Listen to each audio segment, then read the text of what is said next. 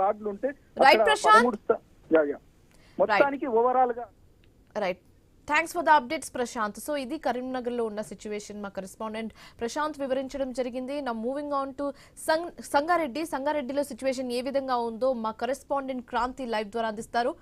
Kranti.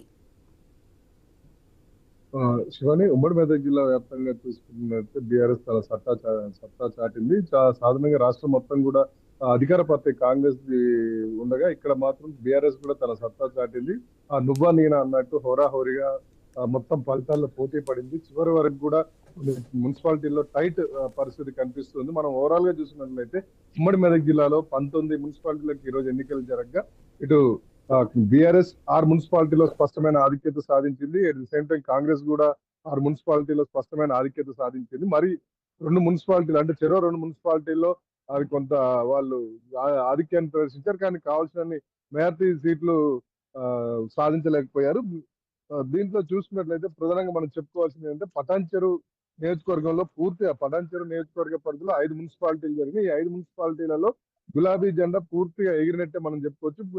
BRS party తన స్పష్టమైన ఆధిక్యాన్ని చూపించింది. ఇక్కడ ప్రధానంగా మనం ఇక్కడ చెప్పుకోవాల్సిన విషయం ఏంటంటే గూడెం మైపాల్ రెడ్డి అసెంబ్లీ ఎన్నికల్లో బీఆర్ఎస్ పార్టీ తరఫున గెలిచి తర్వాత కాంగ్రెస్ పార్టీలోకి వెళ్ళారు. కాంగ్రెస్ పార్టీలోకి వెళ్ళిన తర్వాత మొన్న జూబ్లీ హిల్స్ ఎన్నికల నుంచి కూడా కాస్త ఆయన తను కొంచెం కాంగ్రెస్ కి దూరంగా బీఆర్ఎస్ కి దగ్గరగా ఉంటున్నారు. ఈ ఎన్నికల్లో కూడా తెర వెనుక ఉండి బీఆర్ఎస్ కి మద్దతు ఇచ్చారు. ఆయన కుటుంబ సభ్యులు, ఆయన సోదరుడు మధుసూర్ రెడ్డి వీళ్ళంతా కూడా ఈ పార్టీ బీఆర్ఎస్ కి పనిచేశారు. ఓవరాల్ గా చూసుకున్నట్లయితే మొత్తం మనకి ఇక్కడ పటాన్చెరు నియోజకవర్గంలో 5 మున్సిపాలిటీలు ఉండగా 5 3 చాలా స్పష్టమైన ఆధిక్యతను ప్రదర్శించారు. మిగిలిన 2 అత్యధిక స్థానాలు సాధించారు. ప్రధానంగా మనం ఇక్కడ చెప్పుకోవాల్సింది ఏంటంటే ఇస్నాపూర్ మున్సిపాలిటీలో 26 వార్డులు ఉండగా 12 వార్డులను బీఆర్ఎస్ కైవసం చేసుకుంది. కాంగ్రెస్ 10 గెలుచుకోగా 4 నలుగురు ఇండిపెండెంట్లు గెలిచారు. ఇక్కడ కొంత రసవత్తర పరిస్థితి నెలకొని ఉంది. ఇండిపెండెంట్ కావాల్సిన మ్యాజిక్ ఫిగర్ అంటే 26 సీట్లు ఉండగా ఇక్కడ 14 స్థానాలు అయితే వాళ్ళు చైర్మన్ పదవి కైవసం చేసుకోవడానికి అవకాశం ఉంటుంది. బీఆర్ఎస్ కి 12, కాంగ్రెస్ కి 10 రావడంతో ఇండిపెండెంట్లు అత్యంత కీలకంగా మారారు ఇక్కడ.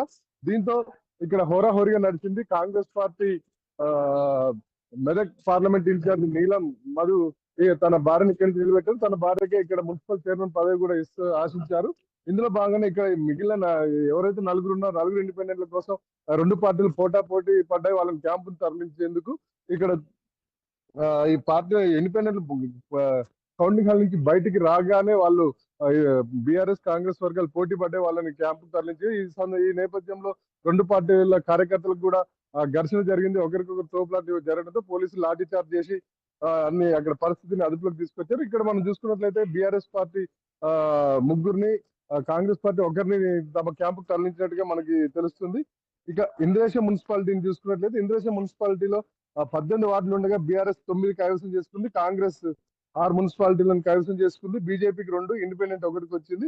సో ఇంద్రేశం మున్సిపాలిటీలో స్పష్టమైన ఆధిక్యం బీఆర్ఎస్ కి వచ్చినా ఇంకొక స్థానం కావాల్సి ఉంటుంది. వీళ్ళు అధికారంలోకి రావాలంటే అది కొంచెం ఇక్కడ దీన్ని ఎవరిని చూస్తారనేది ఇప్పుడు చర్చనీయ అంశంగా ఉంది. ఇక్కడ ఇండిపెండెంట్ గా గెలిచిన వ్యక్తికి మాత్రం ఇక్కడ అత్యంత డిమాండ్ ఉంది. ఇది కాస్ట్లీ ప్రాంతం కావడంతో పాటు ఇటు మన ఔటర్ రింగ్ రోడ్డు ఉండడంతో ఇక్కడ భూముల ధరలు కూడా రెక్కలు వచ్చినట్టుంటే ఇక్కడ వీటిని ఇక్కడ అభ్యర్థులకు కూడా చాలా కోట్లలో ధర పలికే అవకాశం ఉంది. ఇదంతా దారి చేతులు పెద్ద ఎత్తున డబ్బులు చేతులు మారే అవకాశం ఉంది. ఇక సంగారెడ్డి నియోజకవర్గానికి చూసుకున్నట్లయితే సంగారెడ్డి, సదాశివపేట ఈ 2 మున్సిపాలిటీలు ఇక్కడ కాంగ్రెస్ పార్టీ స్పష్టమైన ఆధిక్యాన్ని సాధించింది. ఇక్కడ ఈ 2 మున్సిపాలిటీలో కూడా వాళ్ళు కైవసం చేస్తుంది కాంగ్రెస్ పార్టీ.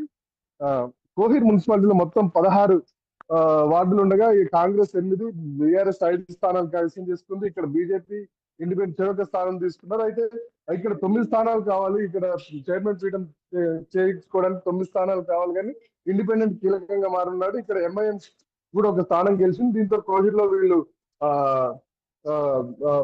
చైర్మన్ పీఠం కైవసం చేసుకునే అవకాశం కనిపిస్తుంది. ఇక జహీరాబాద్ విషయానికి వస్తే జహీరాబాద్ లో 37 మున్సిపాలిటీలు ఉన్నాయి. ఇక్కడ మనకి చూసినట్లయితే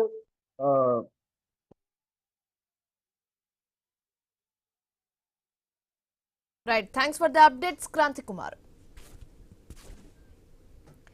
తెలంగాణ మున్సిపాలిటీలో కాంగ్రెస్ సత్తా చాటింది. కాంగ్రెస్ 65 మున్సిపాలిటీని సొంతం చేసుకుంది. బీఆర్ఎస్ 14 మున్సిపాలిటీల్లో గెలిచింది. 24 చోట్ల హంగ్ ఏర్పడగా ఎంఐఎం 1, ఫార్వర్డ్ బ్లాక్ 1 మున్సిపాలిటీని దక్కించుకున్నాయి. కార్పొరేషన్లలో కాంగ్రెస్ దూకుడు కనిపిస్తోంది. నల్గొండ, రామగుండం, మంచిర్యాలను అధికార పార్టీ కైవసం చేసుకుంది. కరీంనగర్, నిజామాబాద్ కార్పొరేషన్లలో బీజేపీ ఆధిక్యం ప్రదర్శిస్తుంది. ఇక కొత్తగూడెం కార్పొరేషన్ను సిపిఐ సొంతం చేసుకుంది.